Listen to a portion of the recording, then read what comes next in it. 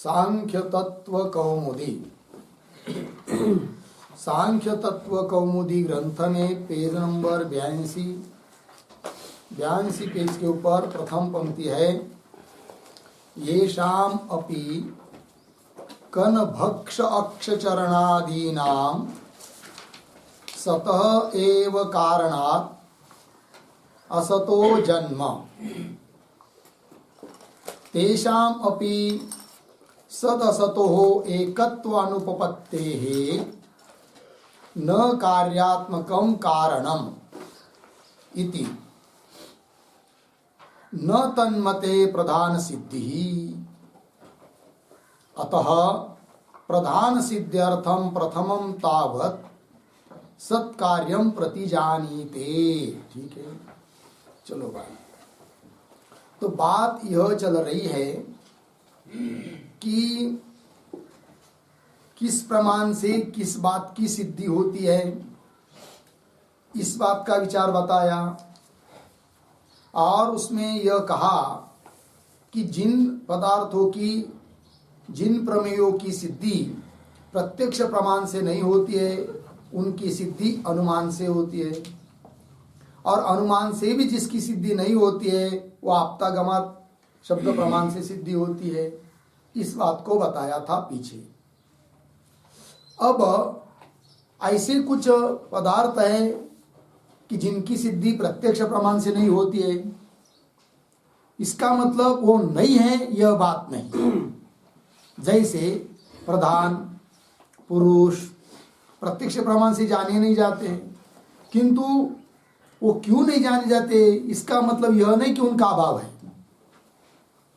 फिर होते हुए भी क्यों नहीं प्रत्यक्ष प्रमाण से उनका ज्ञान होता है, इसके लिए बताया था क्या, सौक्ष्म्यात् तदनुपलब्धि। वस्तु होते हुए भी प्रत्यक्ष प्रमाण से ज्ञात नहीं होती, उसके लिए बहुत सारे कारण होते हैं। उन कारणों में से प्रधान और पुरुष ये सूक्ष्म होने के कारण प्रत्यक्ष प्रमाण से उनका ज्ञान नहीं होता है। फिर उनका ज्ञान कैसे भी किसी से भी होता ही नहीं है क्या, ये बात भी नहीं। तब बताया था 8वें कारिका में कि कार्य तो तदुपलब्ध है। कार्य को हेतु बनाकर उस कार्य रूप हेतु के द्वारा कारण जो प्रधान, उसकी सिद्धि होती है। इस बात को बताया। ठीक, फिर कार्य कारण भाव की जब चर्चा आई तो बहुत मतांतर बताए। जैसे बौद्ध का मत बताया, जो कि असत से असतः सज्जायते, ऐसा कहते ना, नहीं क्या है,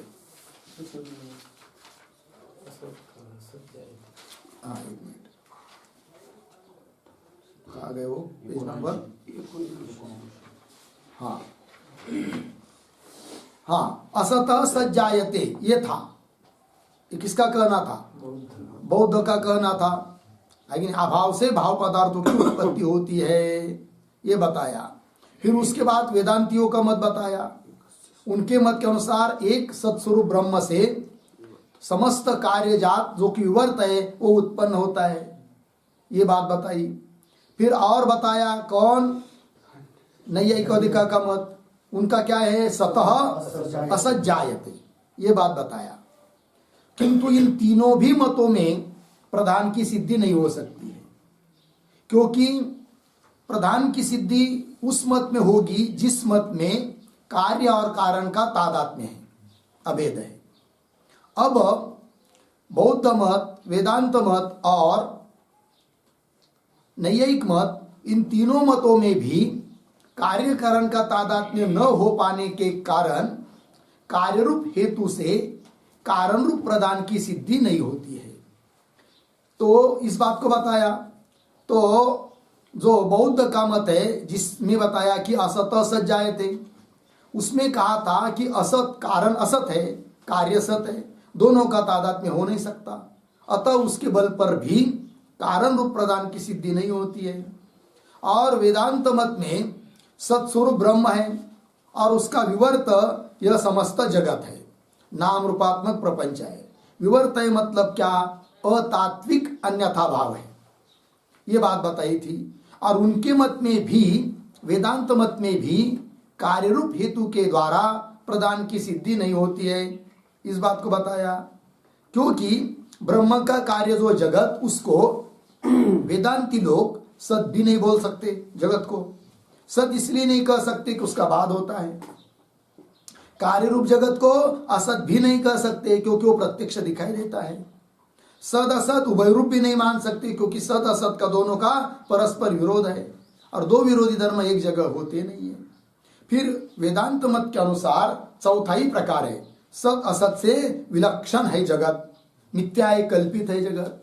फिर ऐसे कल्पित जगत का ब्रह्म के साथ वेदांतियों ने कल्पित तादात्म्य माना भी है, किंतु वास्तव तादात्म्य नहीं माना है। और वास्तव तादात्म्य का अंगीकार न करने के कारण कार्य को देखकर प्रधान की सिद्धि हो नहीं सकती, क्योंकि कार्य कारण का उनके मत में भी वास्तविक तादात्म्य नहीं है। फिर प्रधान की सिद्धि तो करनी है, तब किनके मत में प्रधान की सिद्धि होगी? तो सांख्य मत जो है, सांख्य शास्त्र का सिद्धांत सतः सज्जायते, क्योंकि सांख्य शास्त्रों के यहाँ कार्य कारण का तादात्म्य होता है, अर्थात जो धर्म कार्य में होते वही धर्म कारण में होते हैं। तो कार्य को देखकर उसके अनुरूप ही कारण की कल्पना सांख्य मत में हो सकती है, अर्थात प्रधान की सिद्धि हो सकती है। किंतु अन्य मत में कार्य रूप हेतु के द्वारा प्रधान की सिद्धि नहीं हो सकती, क्योंकि कार्य कारण का तादात्म्य अन्य मत में नहीं होता है, बौद्ध के मत में नहीं, वेदांतियों के मत में नहीं, और नैयायिकों के मत में भी नहीं। अब उसी बात को आप कह रहे हैं कि नैयायिक मत के अनुसार भी कार्य रूप हेतु के द्वारा प्रधान की सिद्धि नहीं हो सकती। इस बात को पहले आप बता रहे हैं। फिर इस मत का निराकरण करने के बाद सत्कार्यवाद को बताएंगे। सत्कार्यवाद क्या स्वरूप है उसका, और वो क्यों बताएंगे? वो इसलिए बताएंगे कि कार्य कारण का तादात्म्य दिखाकर कार्य रूप हेतु के द्वारा प्रधान की सिद्धि करने के लिए। ठीक है, तो पहले नैयायिक मत के अनुसार भी प्रधान की सिद्धि क्यों नहीं हो सकती है, इस बात का स्पष्टीकरण कर रहे हैं येषाम अपि इत्यादि पंक्ति के द्वारा। तो ये जो पंक्ति है ना, येषाम अपि, तो उसके पूर्व में अवतरण के रूप में एक वाक्य लिख सकते हैं, न्याय वैशेषिक मते अपि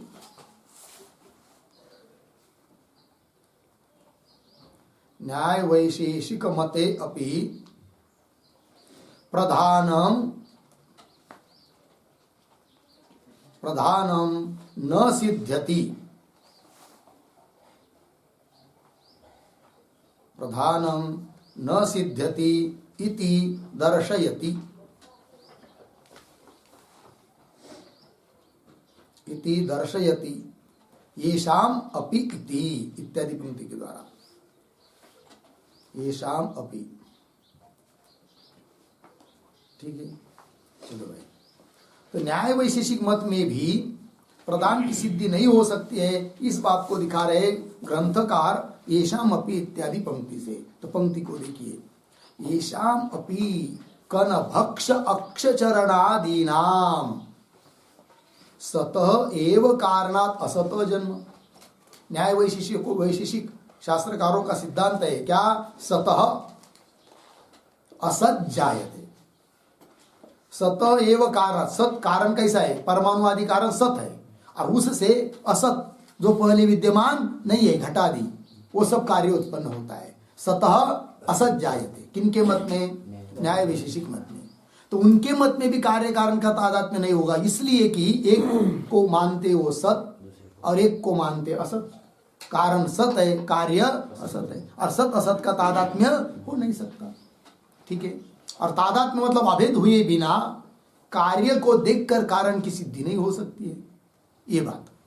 येषाम अपि कन भक्ष अक्षचरणादि नाम। अतः कन भक्ष और अक्षचरण कौन है? तो कन भक्ष मतलब क्या? कन को खाने वाले, अन्न कन को खाने वाले कनाद मुनि। और अक्षचरण शब्द का अर्थ होता है गौतम ऋषि। तो उस पर एक वाक्य लिख सकते हैं,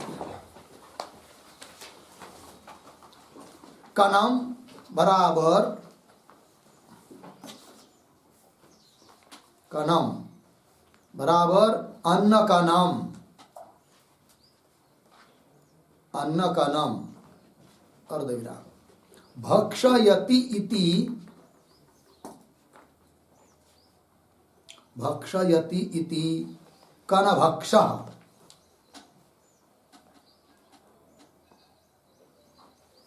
कनभक्षः बराबर कणादः कनाद कौंस में लिखिए वैशेषिक शास्त्रकर्ता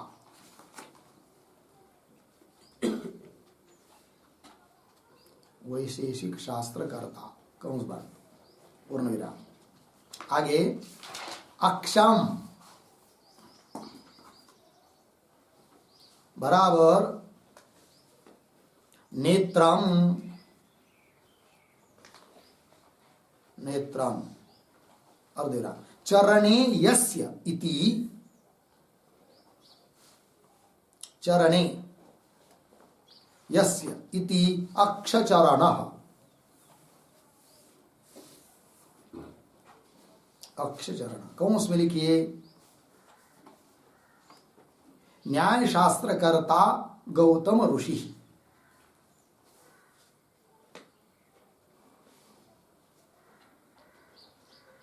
न्याय शास्त्रकर्ता गौतम ऋषि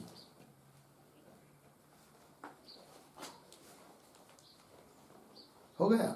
देखो भाई तो अन्न कन खा खाकर जीते थे, शास्त्र लिखते थे, इसलिए उनका नाम हुआ कनभक्ष। किनका नाम? कनाद मुनि का नाम। और अक्ष मतलब नेत्र, और वो उनके पैर में एक नेत्र था, वो उनकी कथा थी जीवन में, वो नहीं बताएंगे अभी। तो क्या जिनके पैर में चरणे पादे क्या नेत्र चक्षु अक्ष अस्ति यस्य, तो चक्षु अक्षम नेत्रम चरणे पादे यस्य, जिसके पैर में एक आंख था, उनको उनका नाम है क्या? अक्षचरण। अर्थात कौन? वो गौतम ऋषि, जिन्होंने न्याय शास्त्र लिखा है। ठीक है, आइए मूल में। येषामपि कनभक्ष अक्षचरणादि नाम, कनभक्ष और अक्षचरणादिकों के मत में सत एव कारणात् असत जन्म, सत सत कारण से क्या होता है? असत पदार्थों का जन्म नाम उत्पत्ति है कि नहीं? जैसे सत है कौन? परमाणु, उससे उत्पन्न होता है कौन? द्यनु, जो कि पहले नहीं है, क्योंकि परमाणु नित्य है और द्यनुकादिक सब अनित्य है। अनित्य मतलब पहले विद्यमान नहीं है, तो सत से असत की उत्पत्ति, इसलिए उनको कहते सतः असत जायते। तो सतः एव, इस पर एक वाक्य लिखेंगे, सतः एव कारणात्, ऐसा है ना, लिखते सतः बराबर, सतः बराबर ध्वंसा प्रतियोगिनः, ध्वंसा प्रतियोगिनः, ध्वंस अप्रतियोगिनः, ध्वंसा प्रतियोगिनः बराबर नित्यात्, बराबर परमाणुतः, परमाणुतः पूर्ण विराम। आगे असतः, असतः बराबर द्यनुकादेहे अनित्यस्य,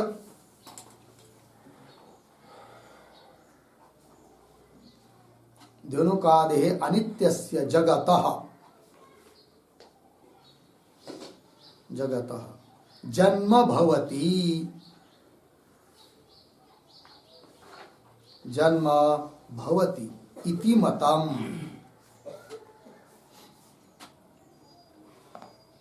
ठीक है, चलिए भाई। सतह मतलब जो ध्वंस का अप्रतियोगी है, अर्थात जिसका ध्वंस होता नहीं है, क्योंकि जिसका ध्वंस होता है वो ध्वंस का प्रतियोगी। ध्वंस मतलब नाश, घट का ध्वंस हुआ, घट का नाश हुआ, उस ध्वंस का प्रतियोगी कौन बना? घट। और जो ध्वंस का प्रतियोगी होता है वो अनित्य होता है, और जिसका ध्वंस नहीं होता है वो ध्वंस का अप्रतियोगी। जैसे आकाश का ध्वंस नहीं होता है, आकाश ध्वंस का क्या है? अप्रतियोगी। उसी प्रकार ध्वंस का अप्रतियोगी परमाणु, क्योंकि जैसे आकाश का नाश नहीं होता है उस प्रकार परमाणु का भी नाश नहीं होता है। यदि घट की तरह परमाणु का नाश होता तो परमाणु भी ध्वंस का प्रतियोगी बनता, अर्थात अनित्य रहता, किंतु परमाणु का नाश नहीं होता है, अर्थात परमाणु ध्वंस का प्रतियोगी नहीं अपितु अप्रतियोगी है, अर्थात परमाणु नित्य है। और ऐसे नित्य परमाणु से असत ऐसे जो धनु का अधिक अनित्य पदार्थ उनकी उत्पत्ति होती है। लगा? आइए मूल में, येषामपि कण भक्ष अक्ष कर्णादि नाम सत एव कारणात् असत जन्म, तेषामपि उनके मत में भी क्या सत असतो एकत्व अनुपपत्ति है। कारण हुआ सत, कार्य हुआ असत, और सत असत्व का एकत्व तादात्म्य अभेद हो नहीं सकता। अतः उनके मत में भी प्रधान की सिद्धि नहीं होगी। सद असतो एकत्व अनुपपत्ति है, एकत्व की अनुपत्ति होने के कारण न कार्यात्मकम कारणम, कारणम कार्यात्मकम न, कारण कार्य स्वरूप नहीं होता है। क्यों? सत असत्व का एकत्व नहीं होता है। सद असत्व का एकत्व नाम तादात्म्य न होने के कारण कारण कार्यात्मक नहीं है, और कारण कार्यात्मक न होने के कारण कार्य को देखकर कारण की अनुमिति ज्ञान हो नहीं सकता, अर्थात प्रधान की सिद्धि इनके मत में भी नहीं होती है। लगा पंक्ति? चलिए, तो ये जो पंक्ति है नहीं, सद असतो एकत्व अनुपपत्ते है, उस पर एक वाक्य लिखेंगे।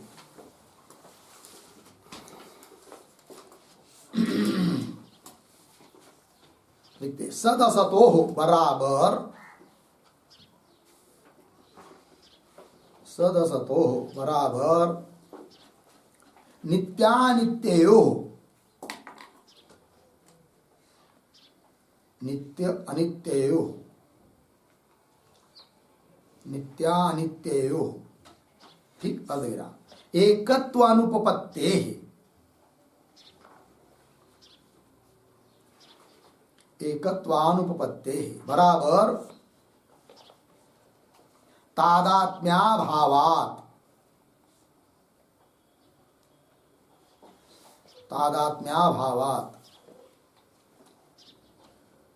आगे प्रतीक कार्यात्मकम बराबर कार्याभिन्नम, कार्याभिन्नम कारणम न स्यात्, कारणम न स्यात् इति अतः, इति अतः न्याय वैशेषिक मते अपि, न्याय वैशेषिक मते अपि प्रधान सिद्धि न भवति, प्रधान सिद्धि न भवति इत्यर्थः।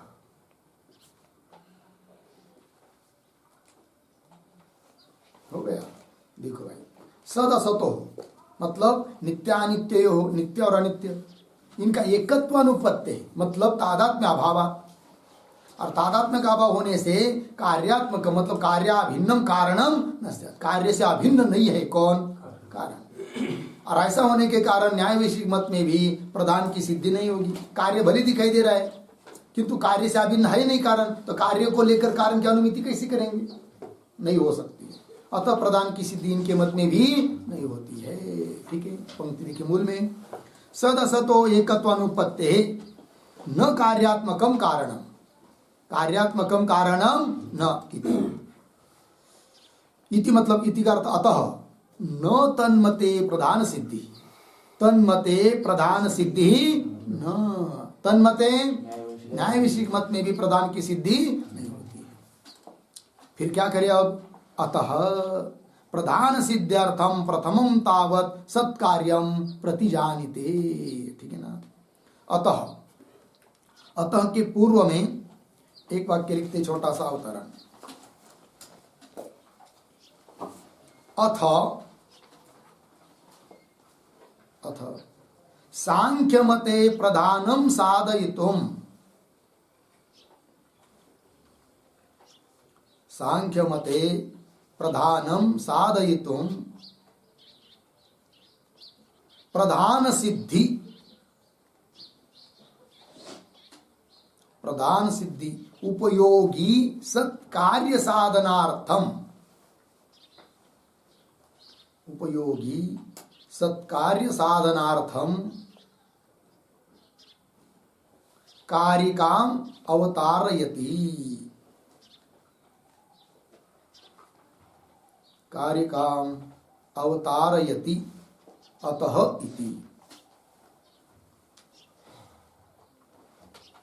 देखो अथ अब सांख्य मते प्रधानम साधयितुम, सांख्य मत में प्रधान की सिद्धि करने के लिए प्रधान सिद्धि उपयोगी, प्रधान की सिद्धि करने के लिए उपयोगी जो सत्कार्यवाद है, अतः उस सत्कार्यवाद को पहले सिद्ध करना पड़ेगा, है कि नहीं। सत्कार्यवाद सिद्ध होगा तब प्रधान की सिद्धि कर पाएंगे। तो वही कह रहे प्रधान सिद्धि उपयोगी सत्कार्य साधनार्थम, सत्कार्य को बताने के लिए, सिद्ध करने के लिए कारिका का अवतरण लिख रहे हैं अतः इत्यादि पंक्ति से।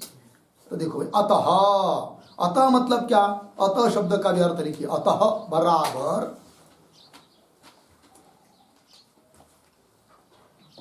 अतः बराबर प्रधान सिद्ध्यर्थम,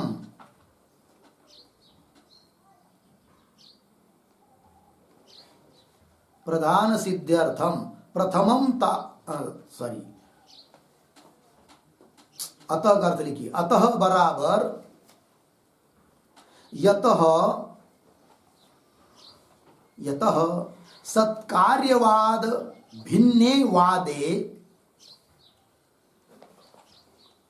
सत्कार्यवाद भिन्ने वादे प्रधान सिद्धि न प्रधान सिद्धि अतः इत्यर्थः, अतः इत्यर्थः। ठीक, अर्थ देखिए भाई, यतः जिस कारण से कि सत्कार्यवाद भिन्न वादे, सत्कार्यवाद को छोड़कर अन्य वादों में बौद्ध, न्याय वैशेषिक, वेदांती, ये सब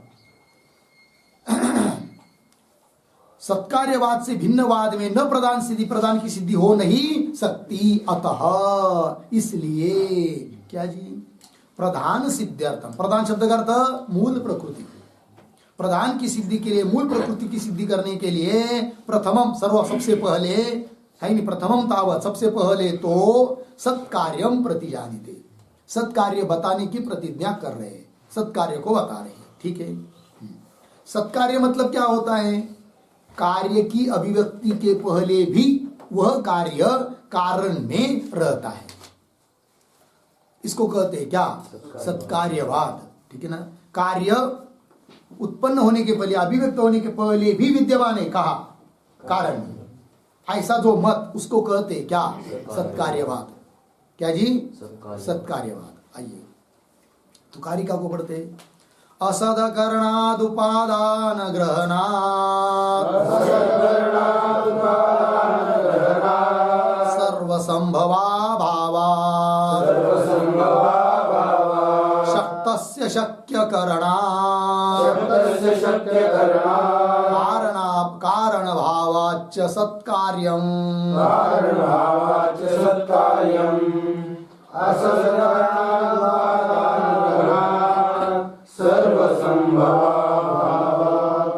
शक्तस्य शक्य करणात् कारण भावाच्च सत्कार्यम्। पदच्छेद, असद अकरणात्, असद अकरणात् उपादान ग्रहणात् सर्वसंभवा भावात् शक्तस्य शक्य करणात् कारण भावात् च सत्कार्यम्। अन्वय, सबसे अंतिम का शब्द कार्यम, उसके पीछे सत, फिर शुरू से सरल पूरी, असद करणात् उपादान ग्रहणात् सर्वसंभवा भावात् शक्तस्य शक्य करणात् कारण भावाच्च। ठीक, अर्थ देखेंगे, कार्य सत है, कार्य सत है मतलब क्या, कारण व्यापार होने के पहले भी उस कारण में विद्यमान है कौन, कार्य। इसी को कहते हैं सत्कार्यवाद, है कि नहीं। जैसे घट उत्पन्न होने के पहले घट विद्यमान है मिट्टी में, यदि मिट्टी में घट नहीं होता तो उस मिट्टी से अभिव्यक्त ही नहीं होता। जैसे कि बालू से तेल निकलता है क्या, क्यों नहीं निकलता है, उसमें विद्यमान नहीं है। जो चीज जिसमें विद्यमान रहती है उसी से वो अभिव्यक्त होती है। तंतु से पट हो सकता है, तिल से तेल हो सकता है, क्योंकि वह कार्य उस कारण में पहले से मतलब कारण का व्यापार होने के पहले ही विद्यमान है। कारण में कार्य, इसी का नाम है क्या, सत्कार्यवाद। ठीक है, वही कह रहे कार्यम सत, और कार्य सत्य है। इस बात को सिद्ध करने के लिए 5 हेतु दिए हैं। पहला है असद करणात्, दूसरा है उपादान ग्रहणात्, तीसरा है सर्वसंभवाभावात्, चौथा है शक्तस्य शक्य करणात् और कारण भावाच्च। ठीक है, तो कारिका का संक्षेप अर्थ लिख लेते हैं हम। ठीक, तो आइए लिखेंगे नंबर 1, फिर आगे प्रतीक कार्यम। कार्यम बराबर कारण व्यापारात प्राग अपि, कारण व्यापारात प्राग अपि कार्यम कारणे, कार्यम कारणे, एक प्रतीक है सत। सत बराबर विद्यमानम भवति,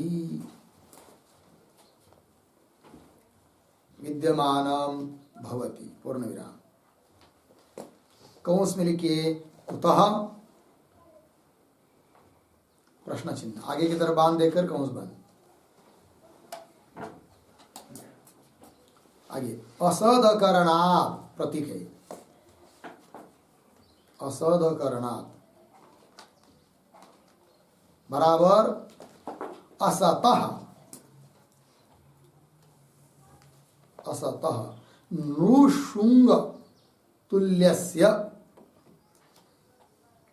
नृशुंग तुल्यस्य प्राक् अविद्यमानस्य, प्राक् अविद्यमानस्य वस्तुनः, वस्तुनः अकरणात्, अकरणात् बराबर उत्पादनासंभवात्,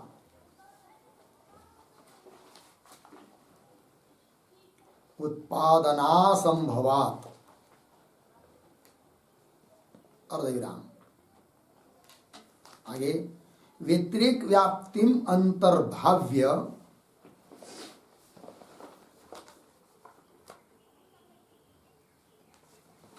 व्यतिरेक व्याप्तिम अंतर्भाव्य प्रयुक्तः अत्र हेतु,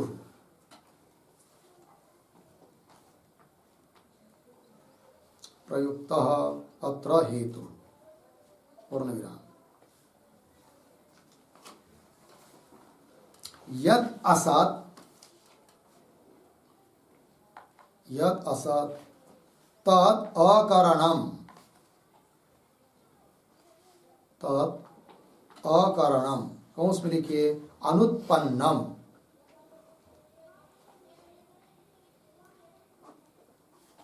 अनुत्पन्नम कंस बंद। यथा नृशुंगम,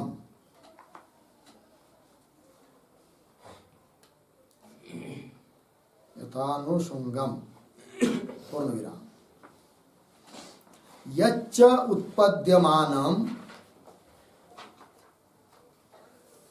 यच्च उत्पद्यमानम तत् सत्, तत् सत् यथा घटः, यथा घटः, पूर्ण विराम। तथा च, तथा च उत्पद्यमानत्वात्,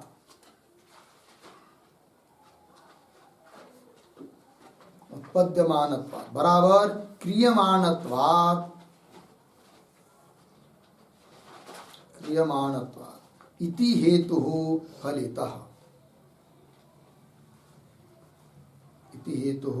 फलितः अर्धविराम तेन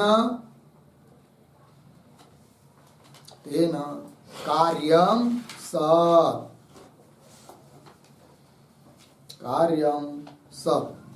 क्रियमाणत्वात्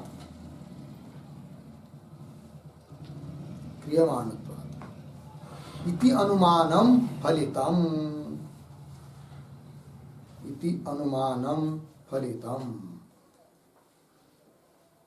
और विराम हो गया।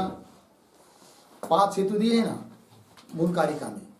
पहला ये असद करणात् उसके बारे में लिखा, दूसरा जो उपादान ग्रहणात् उसके बारे में लिखेंगे, सबके बारे में थोड़ा थोड़ा लिखेंगे, किंतु ये जो पहला लिख दिया उसका अर्थ पहले देख लीजिए।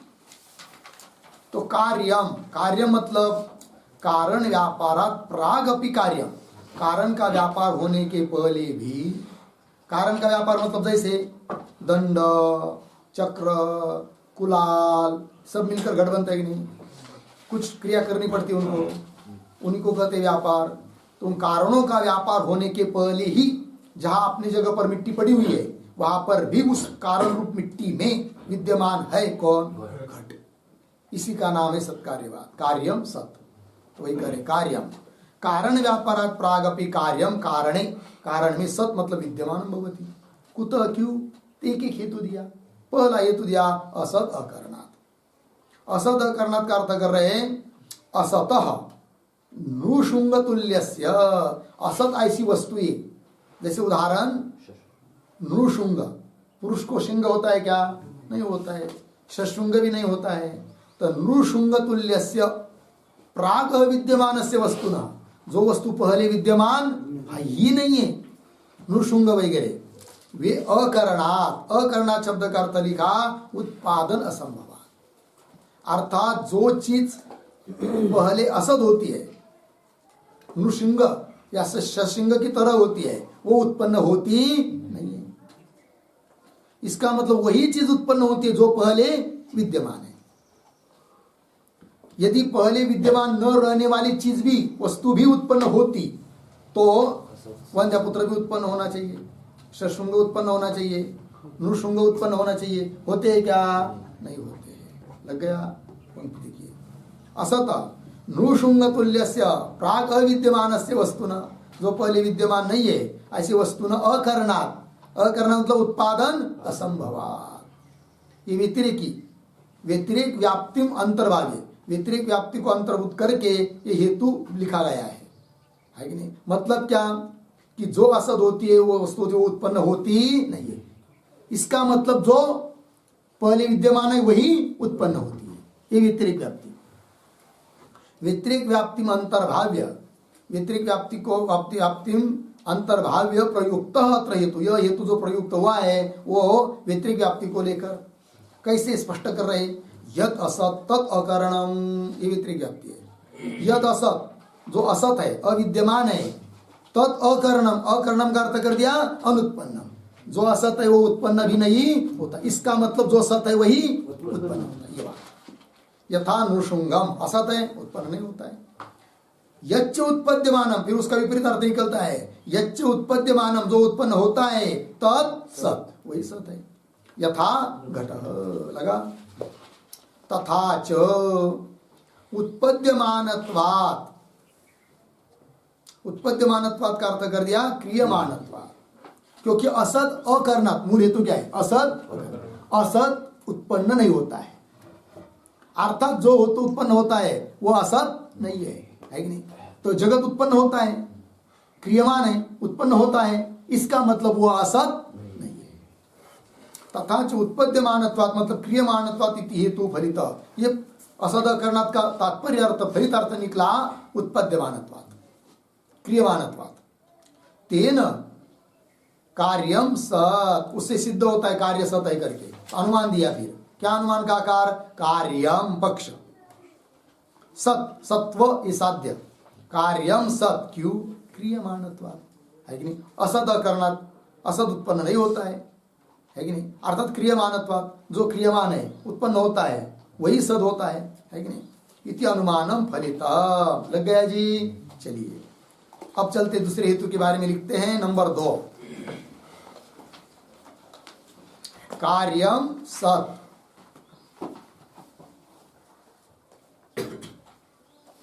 कार्यम सत उपादान ग्रहणात्।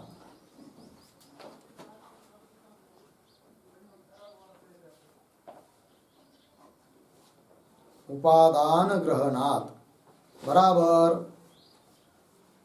कार्यार्थिना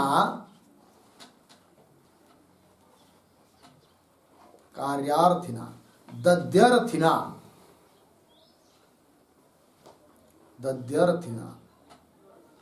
उपादानस्य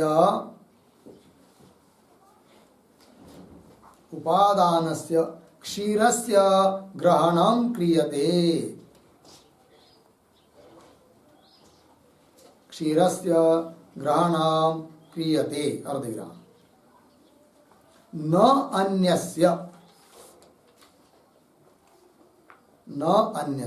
अर्धविराम। अतः उपादान ग्रहणात्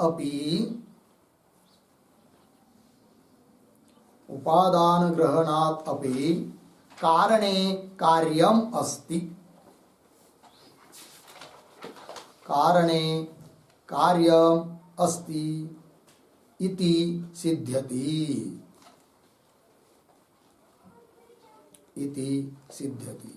ठीक है, देखो भाई अर्थ।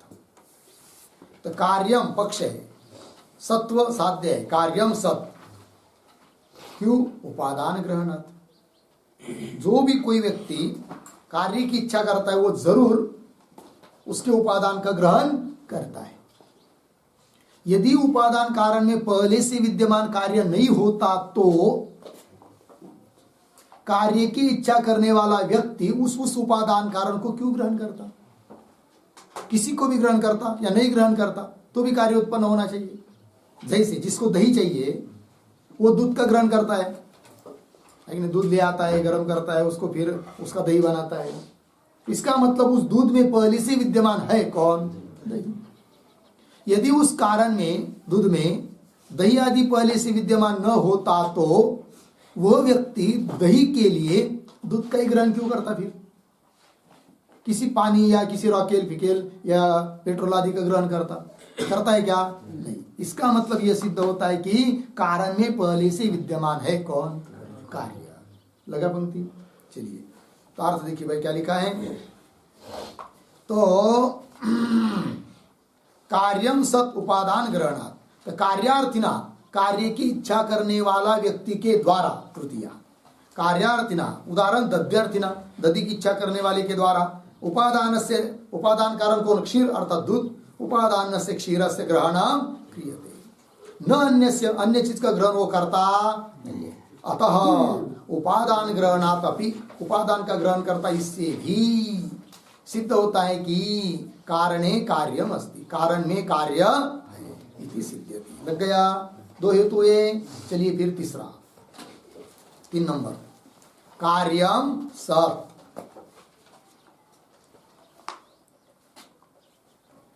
कार्यम सत सर्वसंभवाभावात्, सर्वसंभवाभावात् बराबर सर्वेषां कार्याणां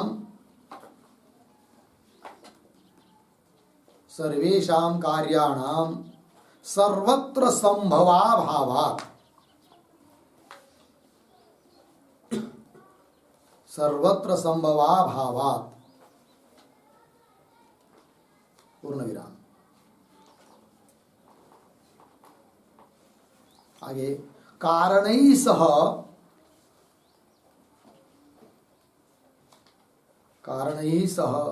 संबद्धम एव कार्यम, संबद्धम एव कार्यम उत्पद्यते।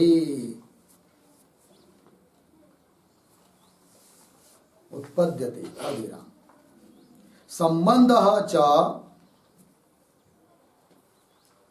संबंधः च असतोः न संभवति। असतोः न संभवति इति सत्कार्यं सिद्धम्। इति सत्कार्यं सिद्धम पूर्ण विराम। अनुमानम तो उद्धरण में आगे कार्यम कारणेन संबद्धम। कार्यम कारणेन संबद्धम अर्धविराम। कारणे नियमेन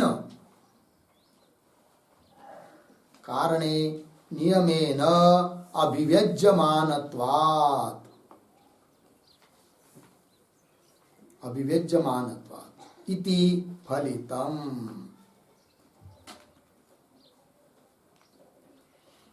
अर्थ देखिए, तो कार्यम सत, कार्य सत है। क्यों? सर्वसंभवा भाव, ये हेतु है। इसका अर्थ दिया सर्वेषां कार्याणाम सर्वत्र संभवा भाव। सभी कार्य सभी जगह यदि उत्पन्न हो पाते तब हम क्या कार्य को क्या सत नहीं मानते। किंतु सभी कार्य सभी जगह उत्पन्न होते हैं क्या? बालू में तेल उत्पन्न होता है क्या? तंतु में घट उत्पन्न होता है क्या? नहीं होता है। इसका मतलब वही उन्हीं कारणों में कार्य उत्पन्न होता है कि जिन कारण में पहले से कार्य विद्यमान है। सर्वेषां कार्याणाम सर्वत्र संभव अभावात्। ठीक है, आगे कारणैः सह संबद्धम एव कार्यम उत्पद्यते। एक नियम है यह, कारण के साथ संबद्ध, कारण के साथ जो संबद्ध है वही कार्य उस कारण से क्या होता है? उत्पन्न होता है। और कारण के साथ कार्य संबद्ध चाहिए, किंतु उन दोनों में से, कारण और कार्य में से एक को असत मानेंगे या दोनों को असत मानेंगे तो दो असतों का या एक सत एक असत का संबंध बन नहीं सकता।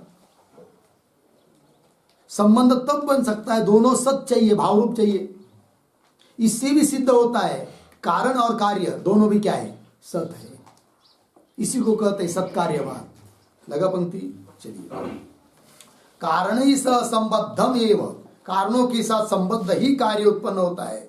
और संबंध च असतो न संभवति, असत पदार्थों का संबंध होता नहीं है। इति, इस कारण से भी सत्कार्यम सिद्धम। और अनुमान दिया फिर कार्यम कारणेन संबद्धम। कार्य कैसा है? कारण के साथ संबद्ध है। क्यों? कारणे नियमेन अभिव्यज्यमानत्वात्, कारण में ही नियम से वो अभिव्यक्त होता है। कौन? कार्य। कारणे नियमेन अभिव्यज्यमानत्वात् इति फलितम। लग गया जी? चलिए, ये तीसरा हेतु हुआ भाई। अब चौथा, 4 नंबर लिखिए। कार्यम सत बराबर, हाँ, कार्यम सत, आगे लिखिए, शक्तस्य शक्य करणात्।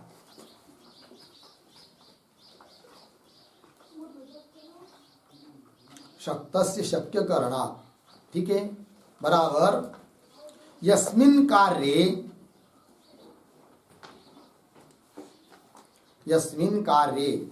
यत् कारणं शक्तं भवति, यत् कारणं शक्तं भवति, अर्धविराम, तस्य शक्तस्य कारणस्य,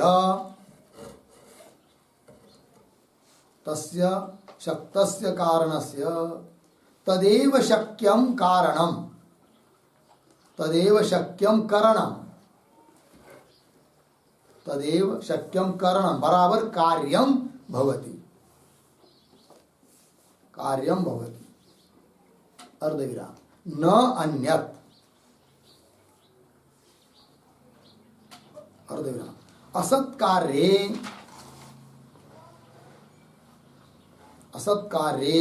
शक्तेः अभावात्, शक्तेः अभावात् कार्यं सत् इति।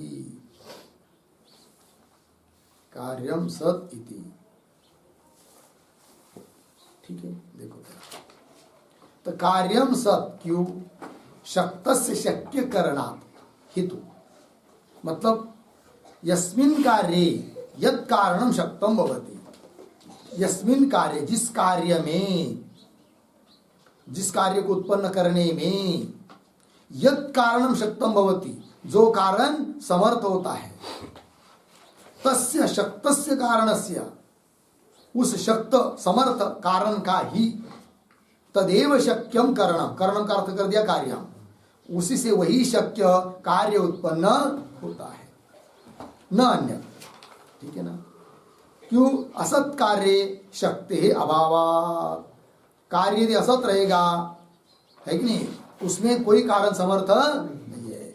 असत कार्य शक्ति है अभावात् कार्यम सत, इसका मतलब कार्य कैसा है? सत है। ये बात सिद्ध हुई, शक्त से शक्य करना। फिर अंतिम है पांचवा, लिखते 5 पर, कार्यम सत कारण भावात्, कारण भावात् बराबर कारणस्य भावः, कारणस्य भावः बराबर तादात्म्यम,